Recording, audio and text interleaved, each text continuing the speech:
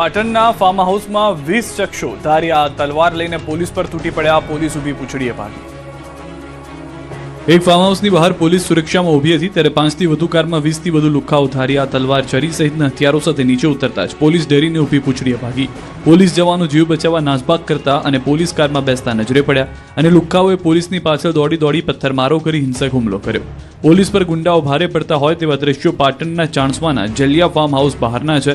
Farm house પર 15 થી 20 જેટલા શખ્સોએ હથિયારો સાથે હુમલો કર્યો. આ હુમલાખોરોએ ફાર્મ હાઉસના ગેટ અને દિવાલ પર તોડફોડ કરી હતી અને જાનથી મારી નાખવાની ધમકી આપી હતી.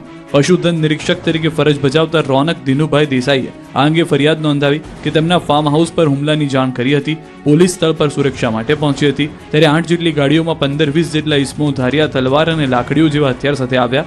આ શખ્સોએ ગેટ પર પથ્થરમારો કરી હથિયારો વડે તોડફોડ કરી અને ભાવેશભાઈને જાનથી મારી નાખવાની બૂમો પાડી હતી, જેથી પોલીસ પણ ડરી ગઈ. ફાર્મ હાઉસ પર સુરક્ષા આપવાની બદલે અસુરક્ષિત મહેસૂસ કરીને પોલીસ જ ભાગી ગઈ. પોલીસને ઈજા પહોંચી હતી. આ અંગેની પોલીસે ફરિયાદ નોંધી 3 શખ્સોની ધરપકડ કરી છે. તપાસમાં સામે આવ્યું છે કે મંદિર નિર્માણ માટે ફાળો ઉઘરાવવા બાબતે બબાલ થઈ હતી. આ ઘટનામાં પોલીસે 2 ફરિયાદ નોંધી છે. પોરબંદરમાં દબાણયુક્ત જગ્યા પર પીજીવીસીએલે કબજો મેળવવા જતા સ્થાનિકો સાથે થઈ બબાલ. પોરબંદરના વીવી બજાર વિસ્તારમાં પીજીવીસીએલ અને સ્થાનિકો વચ્ચે ઘર્ષણ થયું હતું. પીજીવીસીએલની ટીમનો સ્થાનિક મહિલાઓએ વિરોધ કર્યો. આ દરમિયાન એક મહિલાની તબિયત લથડતા તેને હોસ્પિટલ ખસેડવામાં આવી હતી. વિગતો અનુસાર વીવી બજારમાં આવેલી એક મિલકત અંગે પીજીવીસીએલ લાંબા સમયથી કાયદાકીય લડાઈ લડી રહ્યું હતું. તાજેતરમાં કોર્ટે આ કેસમાં પીજીવીસીએલની તરફેણમાં ચુકાદો આપ્યો. આ કાયદાકીય આદેશના અમલ માટે પીજીવીસીએલની ટીમ પોલીસ બંદોબસ્ત સાથે સ્થળ પર કબજો લેવા પહોંચી હતી. ટીમ સ્થળ પર પહોંચતા જ મોટી સંખ્યામાં સ્થાનિક મહિલાઓ એકઠી થઈ હતી અને કામગીરીનો વિરોધ શરૂ કર્યો હતો.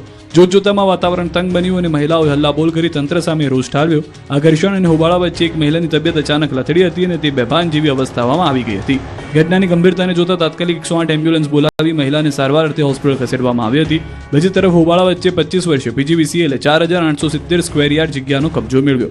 આ વિસ્તારમાં અંદાજે 250 જેટલા મકાનોમાં 15 સુધી વધુ લોકો વસવાટ કરે છે, જેને હવે રોડ પર આવવાનો ખતરો ઊભો થયો છે. આગામી સમયમાં અન્ય બિનઅધિકૃત દબાણો ખાલી કરાવવાની તજવીજ હાથ ધરવામાં આવશે. ઉનામાં યુવાનોને મારવાના કેસમાં 10 વર્ષ બાદ ચુકાદો. 5 દોષિતને 5 વર્ષની સજા ફટકારી. ગીર સોમનાથ જિલ્લામાં મોટા સમઢિયાળા ગામે વર્ષ 2016માં દલિત યુવાનોને ગાયનું ચામડું ઉતારવા બાબતે જાહેરમાં અર્ધનગ્ન કરી બેરહેમીથી મારવાના ચકચારી ઘટનામાં 10 વર્ષ બાદ ન્યાયનો ચુકાદો આવ્યો છે.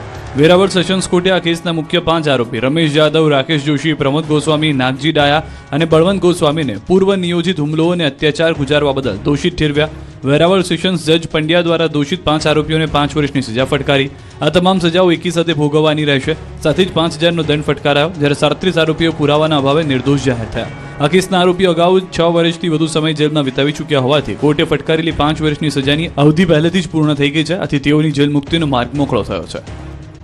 બારડોલી